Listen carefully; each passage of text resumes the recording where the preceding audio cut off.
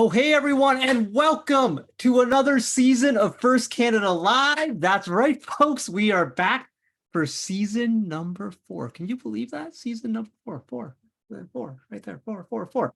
4 seasons of First Canada Live, and this one's going to be our biggest and our best yet. What's this show all about? Why are you here? Well, folks, we're here to talk about our community, talk with our teams, personalities from all about, talk robot stories, share what's going on in the First community. We are here to be connected with you. I'm your host for Karthik, and we are looking forward to a fabulous show, a fabulous season of First Robotics Canada excitement. To get us started, though, it is important as Canadians to recognize the land of which we are a part. As we gather for this meeting, physically dispersed and virtually constructed, let us take a moment to reflect upon the meaning of place, and in doing so, recognize the various traditional lands on which we celebrate today. We acknowledge the elders and youth, past, present, and emerging, of all the land on which we work and live. We honor the ancestral spirits with gratitude and respect. We also acknowledge this land out of respect for the Indigenous nations who have cared for Turtle Island, also called North America. The Indigenous people have been gifted the role of caretakers of this land before the arrival of settlers peoples until today. But most importantly, we remember the history of these lands and people that have been tainted by poor treatment and a lack of friendship with the First Nations who called Canada home before it was given this name. This history is something that everyone is affected by. We are all treaty people in Canada. We all have a shared history to reflect upon, and each of us is affected by this history in different ways. Our past defines our present, but if we move forward as friends and allies, it does not define our future. All right, folks, it's time to get started with today's show, and we're going to do that by introducing our first co-host of the season from the First Canada Youth Council and a student on First Tech Challenge Team 18846 Robotics and a Dean's List semi-finalist, Dean's List finalist. I always get the terminology confused. Don't want to shortchange you there. Welcome, Alex from Team 18846. How's it going, Alex? I'm good. How are you, Karthik? I am so excited. I am just pumped because not only is it a new season of First Canada Live, we've got cool stuff happening on this show. That's right. We're going to be talking First Tech Challenge. That's right. We are going to be talking about the new First Tech Challenge game, POWERPLAY. I know you're excited about this. You're a First Tech Challenge junkie. You already had your first team meeting with your team, right? I know. So exciting. We discussed a little bit of the game, but we haven't really done a super dive deep. So I'm really excited to see what everyone else's thoughts are on the game. Well, we are going to go super deep into the game, but also, it's the first episode of the season, so we're going to start big. And how much bigger can you start with other than the president of First Canada, Dave Ellis, is going to be here giving us some updates on the season, everything that's been going on, what's new, what's different, what's the same. Then we're just going to chat, because it's good to reconnect because it's been a while since I've seen my robot people. Provincial championship for First Robotics competition was all the way back at the end of April. It's been a while, so it's going to be good. Throughout the show, folks, if you're watching, if you're watching, of course you're watching. How else would you be hearing me if you weren't watching? But if you're watching live, because I know a lot of you watch afterwards on YouTube, if you have any questions, post them in the chat. We will do our best to get them throughout the show. And remember, folks, we're here to have some fun and celebrate excellence in our community. Remember your gracious professionalism always when interacting in the chat. To get us started, we're going to continue a tradition that started 2 seasons ago, where the Youth Council knows it's so important for us to take a moment to step back and think about wellness and how our own mental and physical well-being. And so, Alex, what's your wellness moment for today? Being a huge sport junkie that I am, I think my wellness moment is probably just exercising, especially like outdoors exercising. I love playing volleyball indoors or outdoors. If I really want to de-stress, I really do like to play beach volleyball just to be like get that component of being outside and like the fresh air on the sand, sometimes near some water if you're lucky. And yeah, otherwise I love to bike, I love to kayak, I love soccer too. Anything outdoors is always awesome. If you're not that into sports, like walking, jogging, like anything like that is super amazing just to go outside for. Scavenger hunts, anything to just like get moving and get outside. I love to do that to just get rid of anything that's stressing me. It is so important to just be a little bit active and to get outside. I recommend, to make some time every day just to get out. For folks who, you come to school, you come home, you're tired, you want to study right away. It's just like 15, 20 minutes, just get outside, get some air. It gets you just breathing, it gets you cycling or whatever. And then, we're fortunate here in Canada that we have a lot of park space. We have a lot of open space. Like even if you're in the city, like if you're in Toronto, there's parks everywhere. There's places to go just to get some air or whatever. So Alex, you said you play beach volleyball, you like playing soccer. Have you ever played beach soccer? I have not actually. I've never Okay, played beach so soccer. I have never played beach soccer either, but I was watching some on YouTube over the summer that was playing it in like the World Games or something. Beach soccer is wild. You need to look I've it up. never heard of beach soccer. Oh, it is so cool. You need to look it up on YouTube. It is really like it's played at a high level too, and it's like, Really? yeah, Okay, yeah, you know what yeah. I've seen? Oh, do you mean is it, I don't know what they call it. I don't know if it's beach soccer, but I remember, so basically I'm on Team Ontario for beach volleyball. And so Yeah. we practice in the like the Volleyball Canada facility because there's only one indoor facility during the winter. And so Okay. they have like, it's like almost football where they use their feet and they use like their chest and like their heads and they play like volleyball on the sand, but with no hands. No, so they're playing soccer because they're like kicking still. Yeah, So basically. okay, yeah. So like beach soccer is it's like it's pretty much soccer on the beach. The other thing I saw this summer, Alex, I was watching the World Games, and it's called fistball, but it's basically field volleyball. Picture Oh, volleyball on like a soccer field sized field. oh my gosh. But maybe not as big as a soccer field, but like considerably bigger. And you're allowed like 2 bounces, I believe, before you have to hit. It's wild. This is Wow. First Canada Live. We're not going to turn it into a volleyball show. We could talk all the time on that. But I think we should might as well. We'll come back to this. We'll come back to this. We'll Yeah, see what for our sure. other guests think about. I've had ideas for a long time about like an FRC game that is basically volleyball. So Oh like yes, that would be so fun. okay, we'll chat later. We'll chat Yeah, later. for sure. But for our first segment, it's time to move into our news updates to discuss what's going on in the First Canada community. First thing off, First Canada Live, we're back. We're back. You found us here.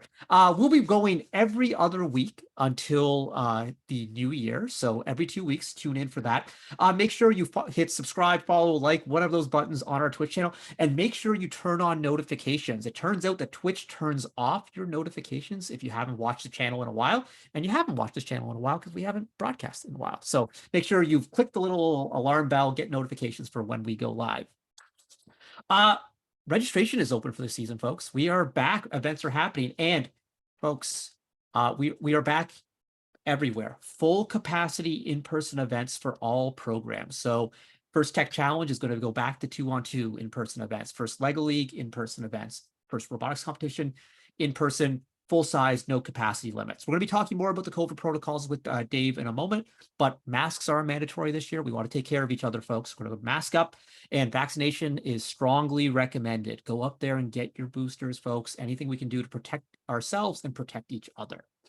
Want to learn more about the first robotics competition season? Well, mentors out there, if you were watching today, you're going to want to check your emails to get your latest program update email, which has a link to where you can find tomorrow's mentor session led by the illustrious Johnny Z, John Hobbins, and William Neal. They'll give you a lowdown on everything to do with the first robotics competition season, including getting registered for your events, registration fees, grants, what venues will be at this year. Lots of good information, and it's Johnny Z, so you might get a rap song. So you can tell him that Karthik said there'd be a rap at the mentor call, and you'll see what happens. But that one will be good. Also, if you want to stay connected with us this year, consider joining the Ontario Team Support Slack. We're going to drop a link in chat right now. Alex, are you in that Team Support Slack? I am actually. I've been in it for a while. I'm not very like active in it, but it's super great, especially when I'm having like trouble with something FTC related. I even just like scroll through the chat, seeing if like my question has already been answered. So it's a super great way to connect to like everyone FTC. Yeah, and I remember, and then we have FRC in there as well. So like both programs are older programs are represented. I remember last year, I think your team was having like some sort of a software issue, and I remember you posted in there, and then people jumped in and helped right away. It was like, Oh, for bam. sure. So first we actually did it. I think there's like a giant like FTC Discord, and we tried asking in there, but because there's so many people in that Discord, it's just like constant like overlapping of messages. And I sent it out to the FTC Slack, and it was perfect. We had people like responding, and we got our issue fixed like right away. Well, our community is great like that. And so if you Mm. want to take part in that, everyone, just get joined up. The link is in there. There's lots of channels, lots of information, and First Canada staff are in there monitoring as well. So if you have questions for us, you can drop them in there. And finally, for all our alumni who are watching the show today, we just want to make you aware of another opportunity. We have a First Canada alumni LinkedIn group now. We're going to be getting it more active going in the future. So if you are an alum, click on the link that we just dropped in chat. Thank you, Heather Kelso 240. And that's how you can join the LinkedIn group. And then make sure you have first somewhere on your profile, because of course, why wouldn't you want to have first on your profile? Everyone needs to know. And that way our moderators can just check your profile and be like, oh yeah, they're an alum. They're in, and boom, you'll be in the group. And throughout the year, we'll be posting more information there, special opportunities and offers for alumni. So you're going to be wanting tuned in for that. That's our news updates. Oh, the other thing I forgot to mention, First Canada Live this season, we're trying something new. We want to go a little shorter. Our episodes are just 60 minutes long, a little bit condensed, but this way we can get the most important news to you in a nice tailor-made package. And later on in the season, if there's special episodes that need us to go a little bit longer, we might go a little bit longer, but 60 minutes. So just tune in, 1 hour, First Canada Live. It's going to be good. And we are going to get into the good stuff next with our president, Dave Ellis. But before we do that, let's take a look at a word from one of our sponsors, Magna.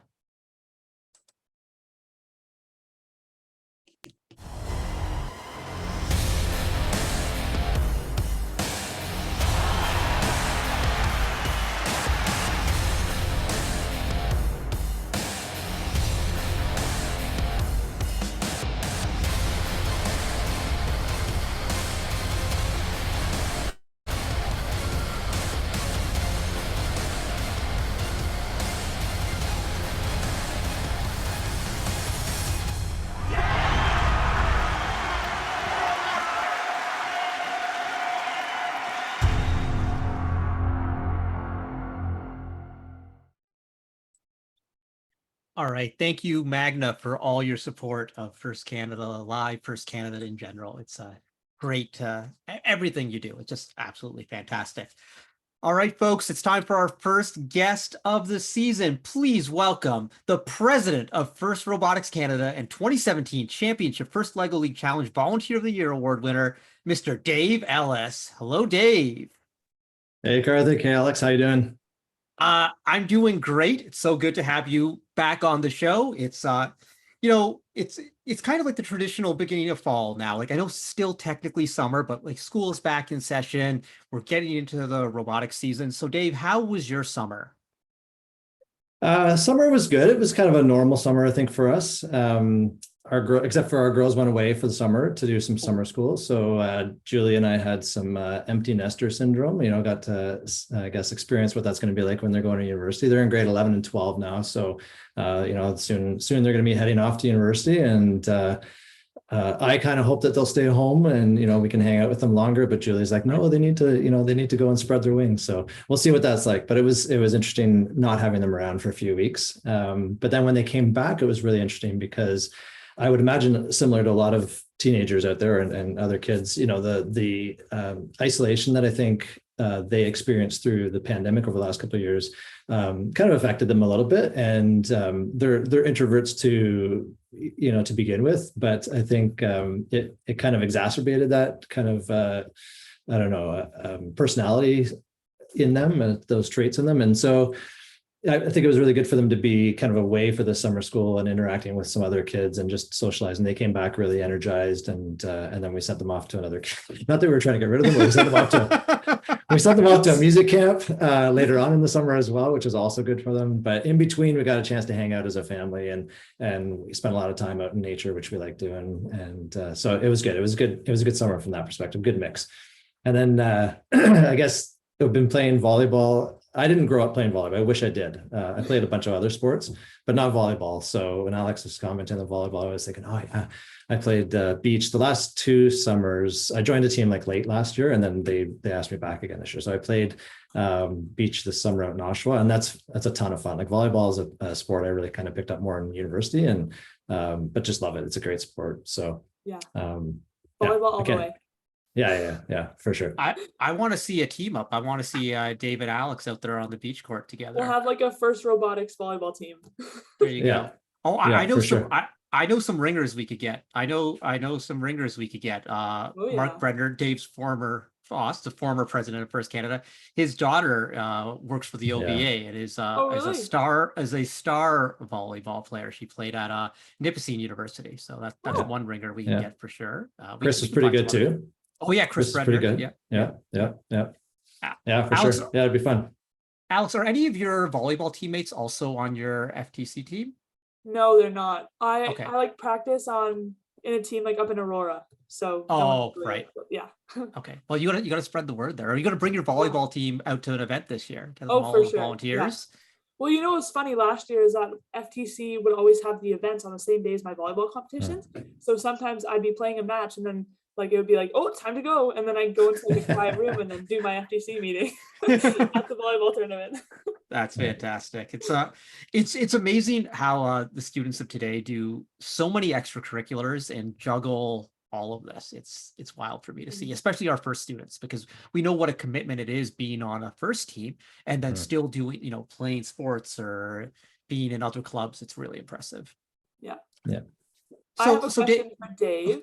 Oh yeah, go ahead, Alex. So what's new or different for First Canada this season? New or different?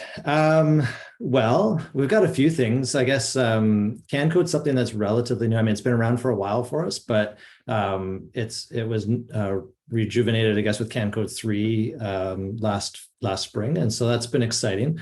We were able to hire a couple staff to help us deliver that program. It's a massive initiative. We're trying to hit over 100,000 students across Canada, which is a big number.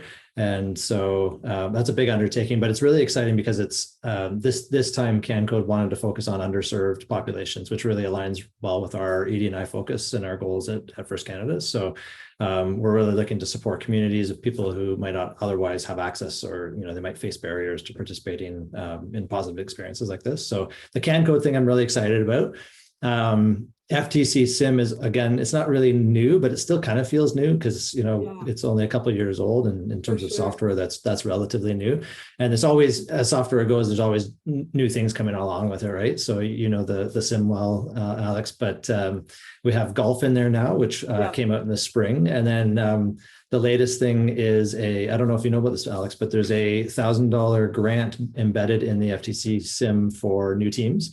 And so you have to, you're probably too young for this, but you probably know throwback of like Super Mario, back in the day with Super Mario. Like hit the lightning bolt or something, and you get like a little like charm if you hit like more, and then you can like apply for the grant. Exactly. Yeah. So it's like that. Yeah, that's exactly. Yeah. So so there are these lightning bolts hanging around in the sim in various places. It's kind of like a bit of a treasure hunt. You got to go find where they are and then get them. And then you get $1,000 grant towards a new team. So I know that there's still grants available for that. So if there's FTC teams or FRC teams listening, or FLL kids that are graduating and want to start FTC, it's a great way to kick off your team with a big grant like that. Lisa Ramraj can update people with further details, but it's also on our website, and I think there's going to be a link posted in the Slack chat there, or in the Twitch chat. What else? FTC rapid expansion. So we started this last year, but it got extended to a second year. So that's exciting. And this year we're expanding to 80 classrooms. So last year we hit 55 classrooms, dropping 5 FTC robots into the classrooms across Ontario. And so we're going to be continuing with that this year, but hitting 80 classrooms this year. And so that's exciting. And one of the things that's connected with that's relatively new to us as well is this tie-in with industry. And so the way it works, it's called Education and Careers. It's part of our initiative with that. And so we're partnering industry people, I want to call them experts, but I guess they're experts, but don't feel intimidated if you don't feel like you're an expert. But if you're in industry, then you qualify for this. So if there's people watching the call and they're in industry, and then you sign up for a 30-minute time slot where we zoom you into a classroom and you talk to the kids in the classroom. And it's really a way to share kind of a day in the life of this industry expert, right? So people often don't know what other people do, right? Like, oh, like my friend does this, or my friend, this. And even unless the person's a teacher, I feel like everybody knows what a teacher does, right? Because we all went through school, so that's an experience that we can all share. But other than that, right? Like Karthik, I bet you people are like, Karthik, what do you do at First Canada? Like, what does a day look like for you at First Canada, right? I just sit here and do shows, right? You just wait for First people to Canada hit Live. those. Yeah. Wait for people to hit the Zoom button. You're on, Right. Karthik, go. Yeah, so it's that kind of opportunity to show kids. And I think also, and Alex, you could speak to this probably, but like most kids, I feel like don't know what is out there, like what job opportunities are out there, right? Like there's like the game of life, right? So there's like a doctor, an engineer, a dentist or whatever, and that's about as far as it goes, right? But there's so many, there's thousands of jobs out there, right? For sure. Yeah, no, for sure. That's great that we're like, I just know like so many people in like my grade right now. I'm in grade 12, and so just so many people are just like, they don't know what to do because they just haven't had like the chance to explore all the industries and the jobs that are out there. Yeah, And so also, this is a good oh, sorry. Yeah, the job world is changing rapidly. Yeah. Like so many of the jobs that exist today weren't a thing 15 years ago, 20 years ago. And the jobs of the future, when you're jumping into the workforce, Alex, in 5-10 years down the road, that's even going to be different. So it's rapidly changing. Yeah, for sure. So anyways, so it's a way to connect like industry with schools, and it gives the teachers a chance to also showcase, different industries, connect with that. And it works well with our grant, because our grant was through the Ministry of Economic Creation, Job Development, Creation, Trade. It's a mouthful, but anyway, so their goal is to also obviously show kids what is out there as an educational opportunity for them and a career opportunity. And then I guess last but not least, we hired a new staff member for a new role, and the role is the Alumni and Volunteers Manager. And this role is really, really important because, as you know, we're a volunteer-driven organization, and we have brought on this person, Jaylene Koszelski. Lots of people know her, fantastic first alum as well. And so she is tasked with a pretty big task of really creating some continuity within our programs from a volunteer perspective, for also showing volunteers, like for yourself, Alex, you're an FTC, you're going to be an FTC grad soon, alum, you're going to be moving into university, and then you're going to be thinking like, what's next for me with First Canada? How can I volunteer? And then you might see someone, like Kaushal doing head reffing or FTA, and you're like, well, how do I get to be like that? Because I really, that role really looks really cool. You can't just jump into being an FTA off the start. So you got to kind of build up a bit of a resume. And so she's going to be outlining kind of like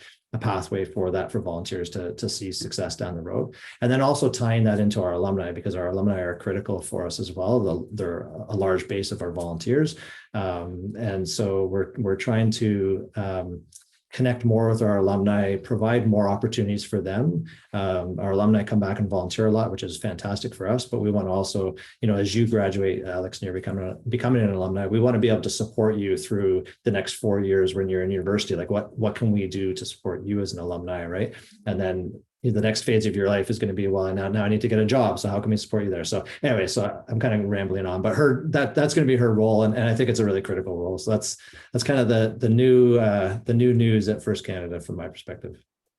Well, there's a lot going on, Dave. Thanks for sharing that piece. And so Alex and I touched on it a little bit in the news updates earlier. We are returning to full-size in-person events this year, which is really, really exciting. But also, we're going to be working to keep those events as safe as possible. So, Dave, you want to, first of all, how excited are you to be getting back to the full-size events and in-person events for First Lego League Challenge and for First Tech Challenge and for Explore as well? But also, how are we going to be keeping our folks safe this year? Yeah, for sure. So first of all, super excited. Like I could not be more excited about that. Our hope last year going, coming up on the season, it was like, oh, I hope we couldn't, be in person. And then it turned out we couldn't because of everything that was going on, the restrictions in society and whatnot. So we managed. It was good. It was a good experience, I think, what we were able to provide. But yeah, just being back in person, like I said, with my own kids, being able to interact with other people, it's important. We did a good job with the conditions that we were forced into last year. But I think being able to be back in person brings such a richer experience for the kids that I think it's going to be really, really valuable. And I think our volunteers really enjoy that in-person experience as well with the team. So I think that'll be important from a volunteer experience as well. But of course, we're here for the kids. So that, that's the most important thing. And I think that they will, have a richer experience with each other, but also in that experience of celebrating as a larger group, as a kind of a corporate organization, right? So I think that's going to be really important. I'm really excited about that. And for the FTC and FLL kids, it's been since, unless you were at the championship in January of 2020, it's been the fall of 2019 since these kids have been together for an in-person event. So I think that's pretty critical. I think I'm super excited about that. The way we're going to keep them safe. So last year, I mean, Karthik, you'd have some stats on this, and maybe you can go into it in a second, but like last year we had a ton of protocols in place, and I think we did a really good job. Like I was really proud of how we kept people safe and how, our infection numbers at events were really low. This year, it's a different world, but we are still going to keep our masks because it's a relatively unobtrusive way to keep people safe, and it's one of the best ways to keep people safe. And until our positivity rate gets into a safe range, we're going to be requiring masks at our events. But in large part, that's the majority of the protocols. There's going to be some ventilation, of course, and considerations for that, but really it comes down to that, and back to full capacity, which is fantastic. So like I said, we're going to be excited about that, and inviting parents back into the venues as well for them to see their kids, which is really exciting. So the public will be welcome. That was hard last year to be able to, to have to tell parents that they couldn't come, or to tell teams you had to restrict to, a certain number of kids on a team for those FRC experiences. But like I said, I think we did a good job. I think we made the right choice last year, but excited to be moving back to closer to a sense of normalcy. But Karthik, I know that, last year we did record kind of some stats on our safety protocols and how effective we were compared with like other similar types of events that didn't maybe employ the same protocols. It was really interesting. So last year our events, for a typical event had around 500 people. Those district event FRC first robotics competition district events were averaging about 3 cases per 500, while provincials we had about over 2,000 in attendance, and I think we had 20 cases. And if you look, there was a seropositivity study done in Canada, and if you look at those numbers, we would have expected amongst 500 people to have about 33 cases. So we were about 10% of what would have been expected, which is just miles ahead of what any organization was at. And that's understanding that these were just reported cases and the numbers could be higher, but also seropositivity has a margin of error. Yeah, sorry, I'm a numbers guy. I'm going to talk a lot. There's lots of margins of error in there. But when we're talking a whole magnitude, tenfold below that. That's absolutely amazing. And so we're sticking to some of our protocols this year with the masking especially. But remember, what's gracious professionalism at its core other than taking care of others? And the masking protects everyone. It protects the immunocompromised student who may not be able to attend the event otherwise.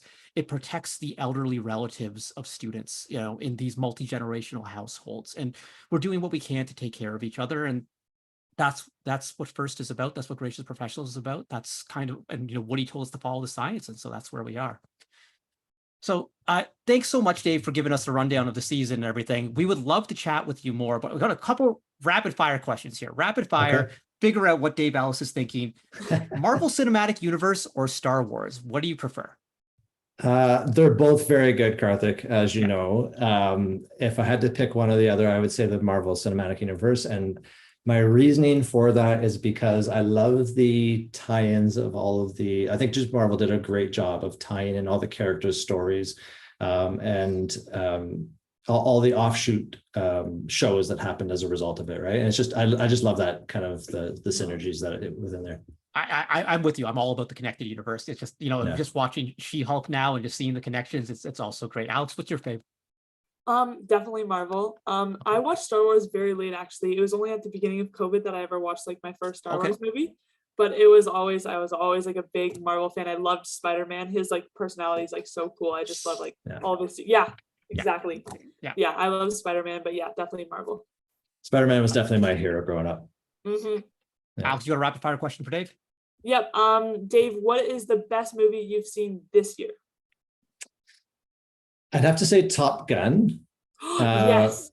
Is that okay? An okay choice? Oh, okay. Yeah. It's funny because, like before we went and saw it, we were telling the girls about the original Top Gun. and we were talking it up as if it was this really good movie, right? So then we watched the one in the theater, and then we're like, okay, now we got to go home, and we didn't get a chance to watch the original beforehand. So we go, oh, now we got to go home and watch the original, and we watched it, and we were all kind of like, it was okay.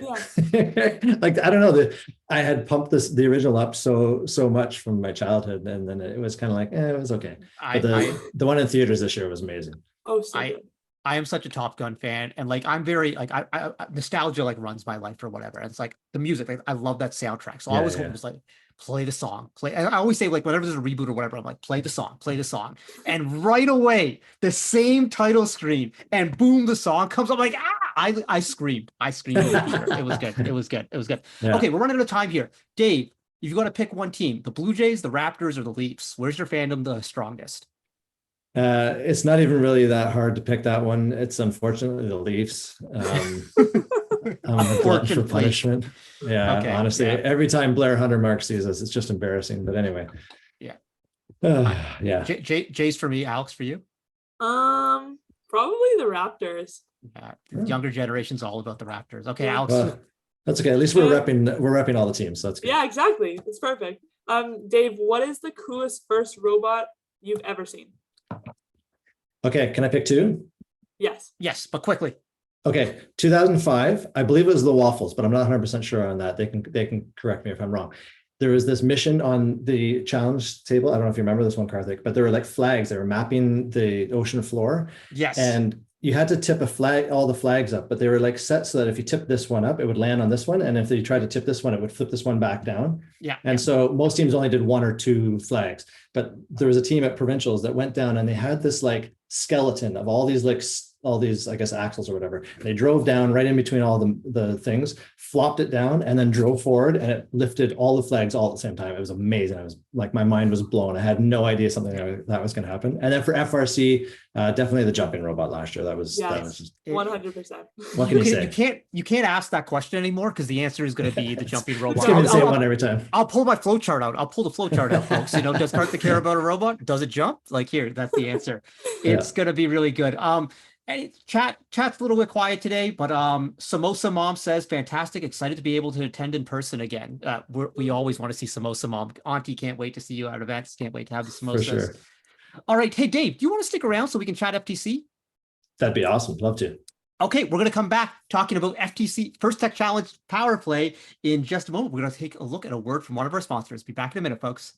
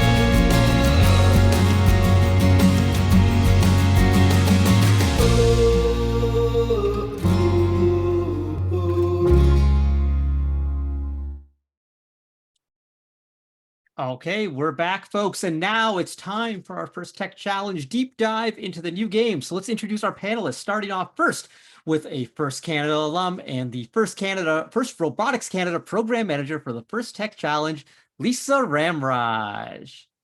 Hello, everyone. Hello, Lisa. It's good to see you. And we also have a First Robotics Canada alum from Team 16397, Relatively Quantum from Brampton, and former member of the First Robotics Canada Youth Council and First Tech Challenge Dean's List. We got 2 Dean's List finalists on the show tonight. That's right. We got Armaan Sengupta live from Water. Lou. There we go. That's how you do. Thanks for being here, Armaan. I know you just got out of class, so we appreciate it. And we have the lead mentor for First Tech Challenge Team 16424, 18808, and 18809, the Atomic Dishwashers from Owen Sound. Also a First Robotics Competition mentor, Mike Varsava. Hello, Mike. Hello, Karthik. How's it going? I am doing great. I'm pumped to talk about this game. But Lisa, before we start on the game, for the past 2 years in Ontario for the first Tech Challenge, we've been playing the remote game, which is, teams are playing one on none. This year, we're going back to in person. Can you tell us a little bit about what that's going to look like? It's going to be so much fun. I can't wait for teams to finally be able to play 2-on-2. Keep lead mentors, if you're listening, please stay tuned to your program updates for notifications of when events are going to be. And we're going to have a lot of meetings beforehand so that everyone knows how these in-person events are going to work and logistics of the day. But the news is for everyone, we are doing in-person events this year. I will say that a million times because it makes me so happy. So your teams are going to get to play with other teams from across Ontario, and it's going to be a wonderful time. And we need to say it over and over again, because like my worst fear is that some team's just going to be like on Saturday of event day is like, okay, I'm ready to tune into Twitch for the remote event. Oh wait, what's going on? Or like they have a one on field. No, all our teams are, they know 2v2. It's going to be the way to go. All right, folks, we're going to talk about this new game, but before we do that, we're going to watch the animation. So here is the First Tech Challenge Power Play presented by Raytheon Technologies game animation. POWERPLAY, presented by Raytheon Technologies. A team consists of up to 2 driver operators, a human player, a coach, and a robot. Each match is played with 4 randomly selected teams, 2 per alliance. But each alliance is only allowed 1 human player. Your opponent for one match may be your partner for another. Robots must be built from materials specified in the game manual and fit within an 18-inch sizing tool, but may expand after the match begins. The game element is a 4-inch diameter by 5-inch tall plastic cone. There are 60 cones, 30 red and 30 blue. Teams may also use their custom designed beacons in gameplay.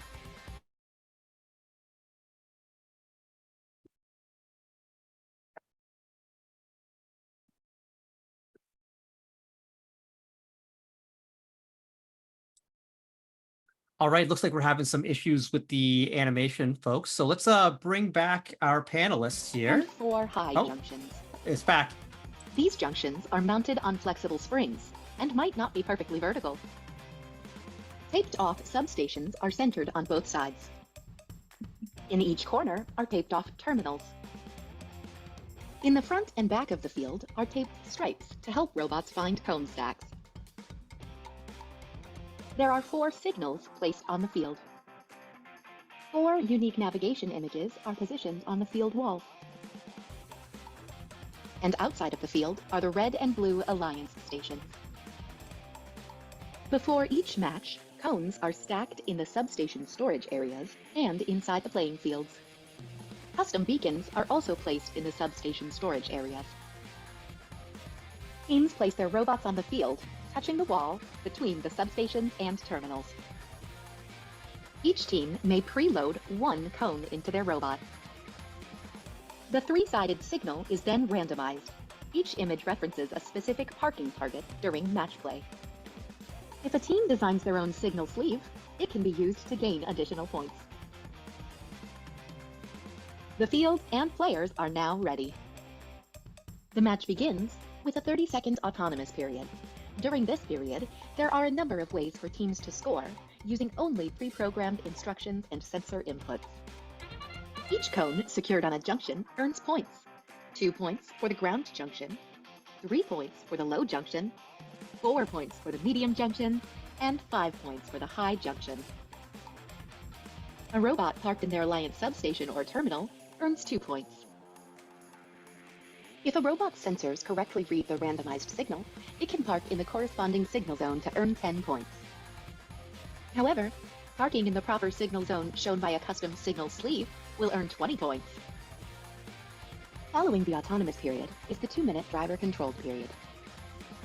During this period, human players may introduce new cones into the substations. Each cone that is placed in its matching colored terminal earns 1 point. Securing cones in junctions earns the same points as during the autonomous period. 2 points for the ground junction, 3 points for the low, 4 points for medium, and 5 points for the high junction. The last 30 seconds of the driver-controlled period is the end game. Robots may continue scoring cones, but there are also ways to earn bonus points. Alliances earn points for owning a junction. This can be accomplished in 2 ways. An alliance owns the junction if their colored cone is scored on top. This earns an additional 3 points. The junction can also be owned by capping it with a beacon. This earns 10 additional points and prevents the opposing alliance from recapturing that junction. An alliance earns 20 points by completing a circuit. This is done by owning a continuous path of junctions from one terminal to the other. And if a robot is parked in either of their alliance terminals, it earns 2 points. All cones scored during the autonomous period count again if they remain in place at the end of the match. There are many ways to score in Power Play, but there are also rules. All right, folks, that is Power Play presented by Raytheon Technologies. So I just want to go around with our panelists and say, first off, what do you think? First impressions of the game, first thing you've seen. I'm going to start it off with Dave. First impressions, tons of ways to score, which I like. Lots of variety. And I think it'll be difficult for the audience to ascertain, unless it's a blowout. I think it'll be difficult for them to ascertain like who's winning and who's won. And I kind of like that because it keeps people guessing until the score goes up on the scoreboard. So that's my initial thought. All right, Alex.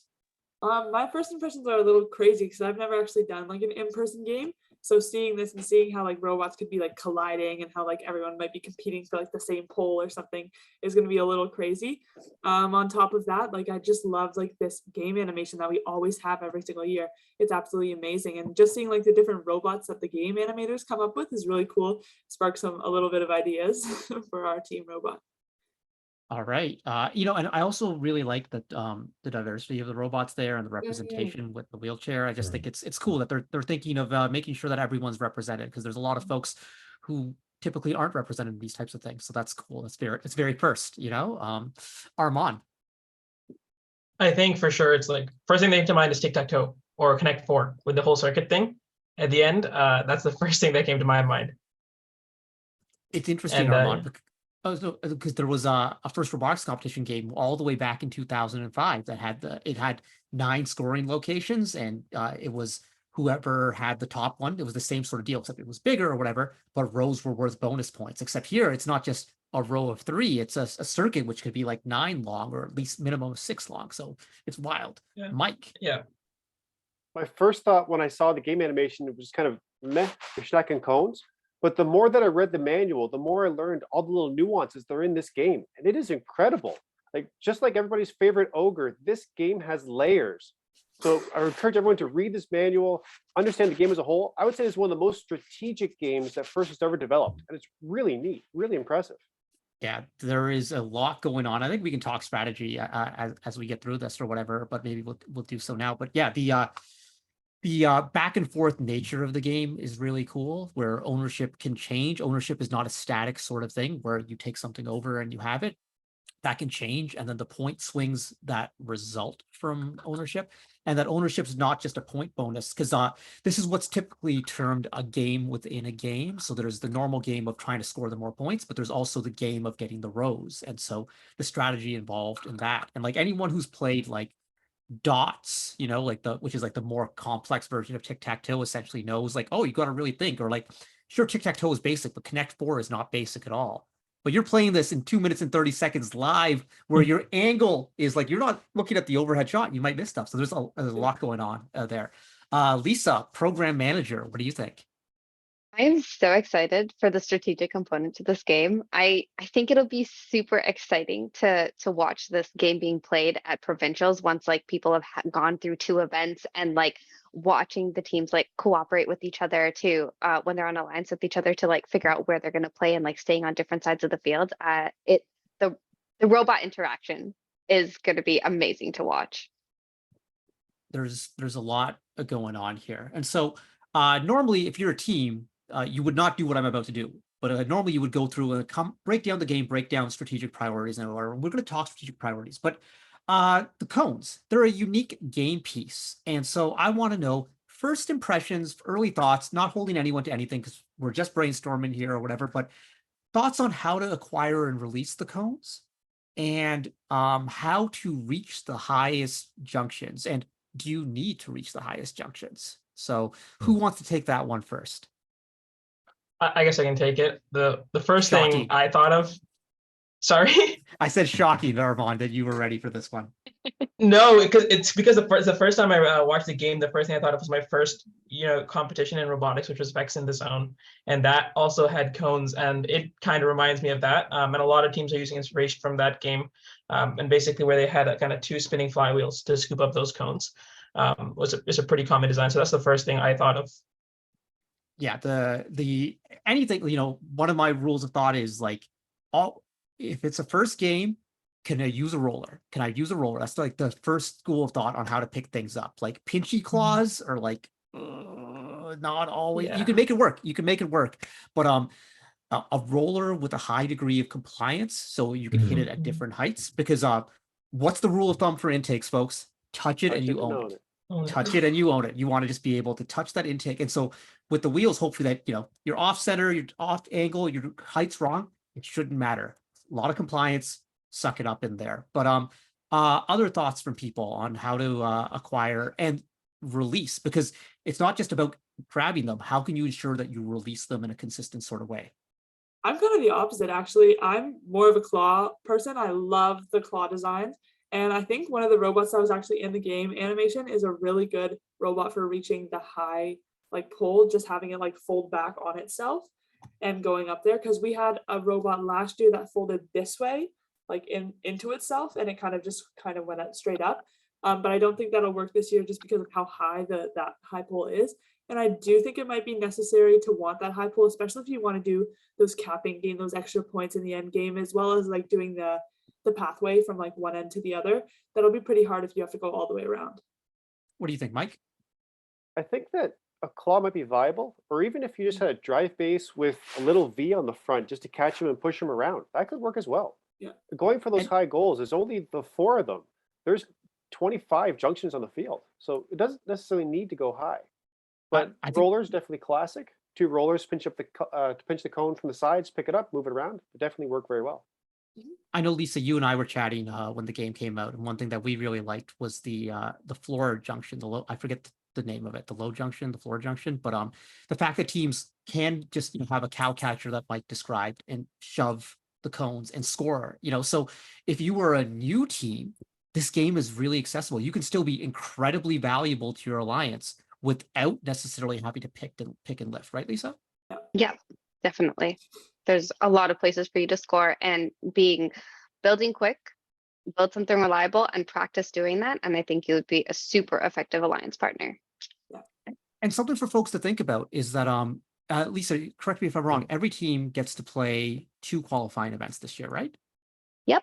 You are And if you- guaranteed to have 2 spots, and then we'll see about waitlist if there are still openings at different events. And if you do well, you then can qualify for the provincial championship. Yep.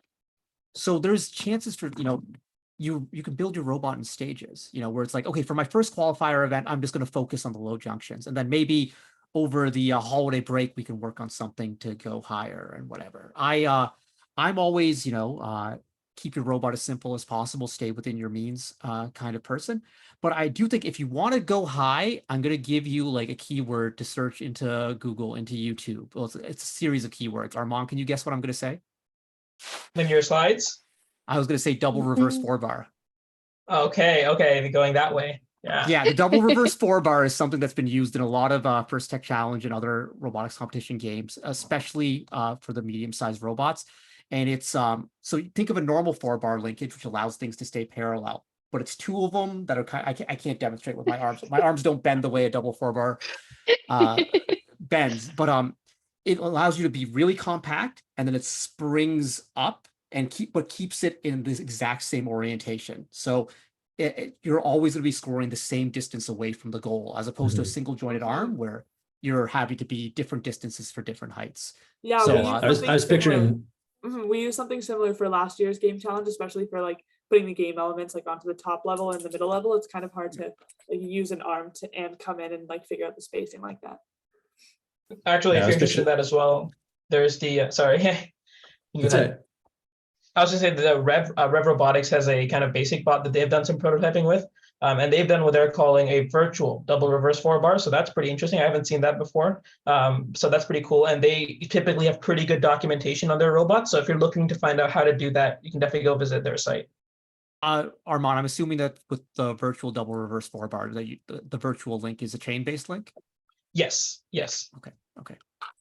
Dave, you were saying, sorry, everyone's so excited. Everyone wants to jump in here. That's it. Yeah, for sure. I was picturing in my head something like a forklift, not obviously the claws, but like an intake with the compliant wheels, like you were saying, but then that kind of slide forklift or like a scissor lift function, so that your robot's always in the same orientation, and then you can just decide how high you want it to go. Quick around the room question here. How important is it going to be to pick up cones that are on their side? I wondered about that. Okay. So Dave's wondering about it. Alex? I'm just trying to think. So what do you mean like by on your side? Like if it's like on your side of the field? No, sorry, that's tipped over. Yeah. Thank you, Mike. Thank you Tipped over. with the visual. Oh, I got you. Okay. Yeah. So if it's tipped over, I think it really depends like if like where you are on the field, what your other robot is doing. It's kind of like an in-person thing. Like I feel like it's same with like all the other challenges we had like last year. Like, hey, if I drop the like the box off of the tower last year, should I pick it up or should I get a new one kind of thing? I think it'll be important if it's like easier to access and put it on something like right next to it. But other than that, probably not. Like if it's far away, just leave it. Lisa? My heart is telling me yes. Like it's gonna be pretty important. But then I want to weigh like there are 30 of each color, so it's like how many game pieces do I really expect an alliance to be able to score in a match? So it's like I kind of want to weigh that. So I'd love to see like just a basic robot just do cycles to see like how many can you realistically score, because that would influence whether I want to focus on that. But the 2015 FRC game comes to mind, and the cans, like the teams had to figure out like it was constant that they'd be on their side, so teams had to figure out how to write them. So I think you hit the Gut really says yes. important point there, Lisa, because there's 30 of them. So that means that, alliance each could score 50. Can you score 15 cones in a match? Typical cycle time analysis says that the average team does, 2 to 3 per match. Elite teams doing probably 8 per match. If this is a typical game, it might not be a typical game. We don't know yet, but these are things to think about. Mike? I think it's not going to be that big of an issue. Like a lot of teams were talking about that at the start of the Skystone season. If Brickfall goes over, how do you write it? And it just never really materialized. The game pieces are placed one at a time. The human player can place them exactly how they want down on the field. And so for me, I don't think it's going to be that big of an issue. The only ones that are going to tip over might be your autonomous stack, but your opponent is not allowed to touch your cones. So unless you knock them over yourself or they somehow fall off a junction, it's not going to be an issue. All right, Armaan, finish us off. 100% agree with Mike. Basically, if you look at the way that they're introduced, it's only one at a time. You don't have, it's not a game where they're all in the field and you're going to pick them up. If that was the case, definitely, but it's not. You're getting each one introduced individually. And so your cycle is just putting it on. There's a very low possibility or space for that to fall over onto its side.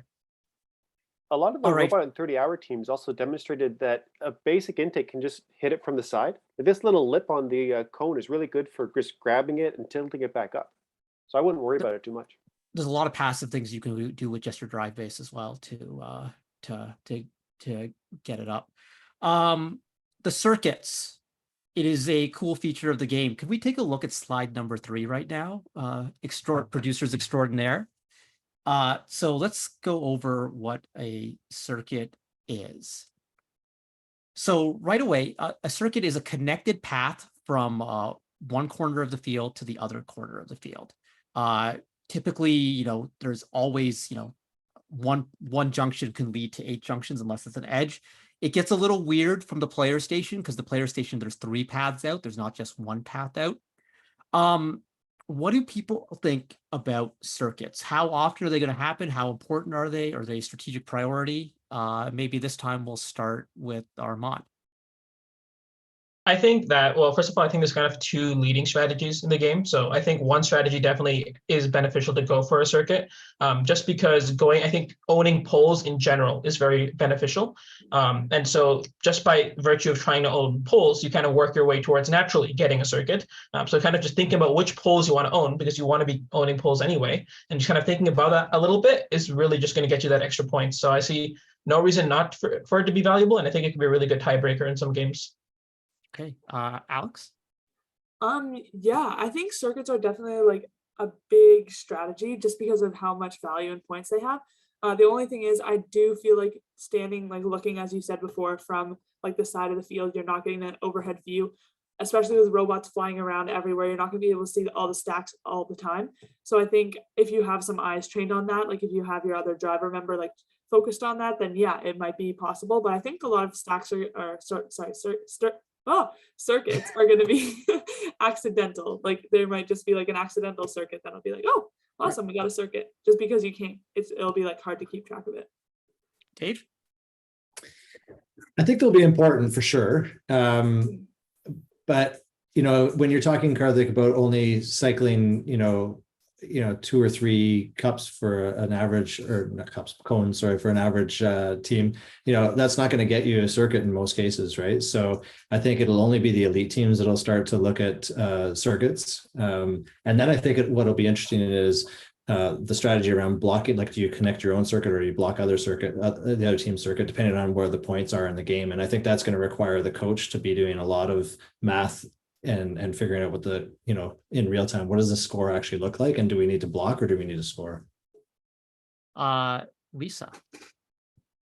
Yeah, just like Dave said, I think it's going to be something that's really looked at high level play. I'm thinking that the first few weeks, teams are going to want to just score as much as they can and show that they're consistent at what they are scoring.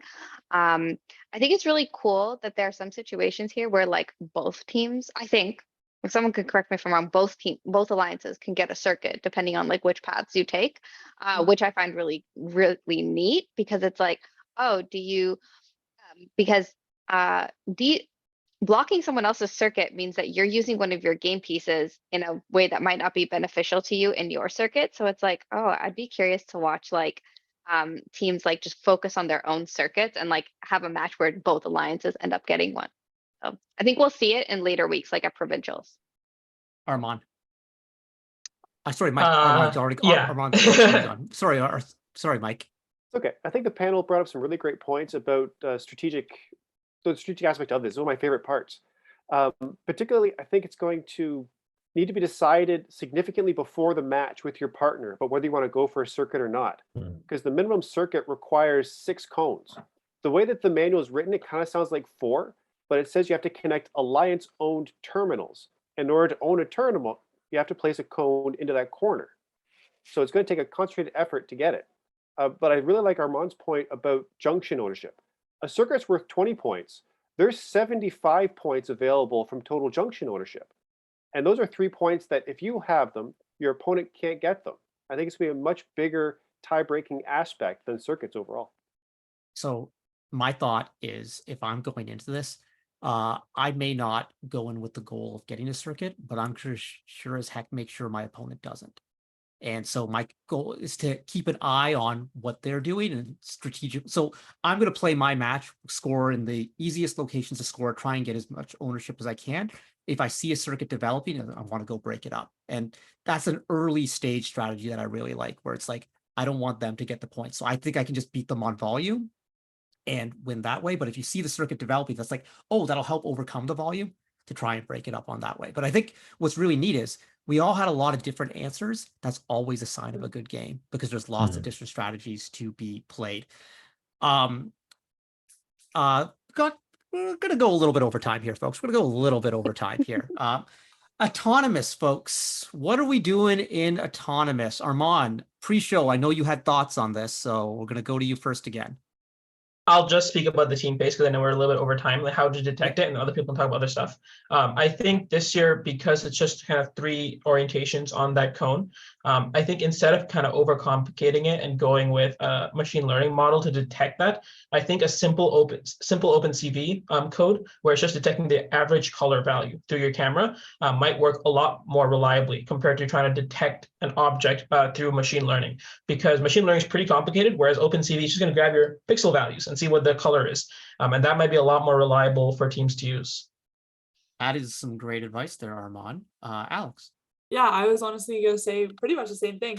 When we were like looking at our sleeve design, because that gives some bonus points if you design a sleeve, we were just thinking of like different things we could incorporate on it that really had like a good like bright color that the robot could easily pick up, just so that we can use a color sensor instead of, as Armaan said, like a visual like capturing sensor.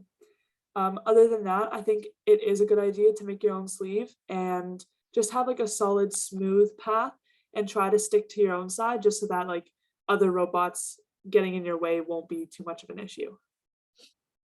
Any other thoughts on autonomous from anyone? The last thing that Alexandra said is going to be key. Like when we were playing remote, it was only you on the field. You only had to worry about yourself. But now you're going to be playing with a bunch of other different teams. Your partner for one match might be is going to change every single match. So when you're developing your autonomous, kind of keep in mind, like, does what I'm doing allow another robot to have their own space and do something as well? Really, really, really good For point. sure. All right, folks, we are running down on time here, so I want to go around and just, for everyone, anything else you want to say about the game, something that strikes out to you, something that you really want the audience to know, really be aware of here, anything else on the game, and we'll start with Dave. I don't think anything that I think people should be aware of. I think other than the fact that, yes, for all of the Ontario teams that haven't competed, like Lisa and Alex just said, just be aware you're playing for like 2-on-2 now, 4 robots in that field. It's a big difference. Okay. Lisa. Read the manual, read the manual, read the manual, and read it again, please. Thank you. Thank you, Lisa. You're the best. Alex? I'm so excited for the beacons. I know that like you can go with a really simplistic design, but also with this one, I feel like you can go with like, as you saw in the video, like a duck with a hole in it. Like I feel like there are going to be some really interesting beacons that we're going to see. So I'm excited for that. I don't know how I feel about cutting holes in the ducks. Quack, quack. But, we'll see how we go there. Armaan? I think one thing we haven't mentioned is because of how many poles there are and how close they are, you don't want a really big robot this season. You want a very small and nimble chassis to be able to sweep through those poles. Poles. Yeah. That is huge. This is the most congested field I've ever seen in a 12 by 12 medium-sized robot game across all the programs. It is very congested. That's going to be a cool challenge and it's going to be exciting, but teams need to be prepared for it, especially our Ontario teams who are used to having a whole field to themselves. Yeah. You know, and driver practice, right? Like driver practice with that. Sure. You're gonna have to be so skilled. Yep. Mike? For any teams going for the high goal, always remember that a tall robot is a tippy robot. Particularly if you have a small drive base, you're going to lose a lot of stability and it's very easy to fall over. So make sure you take center of gravity into consideration when you're designing your robots and get a lot of practice driving just to understand how your robot functions.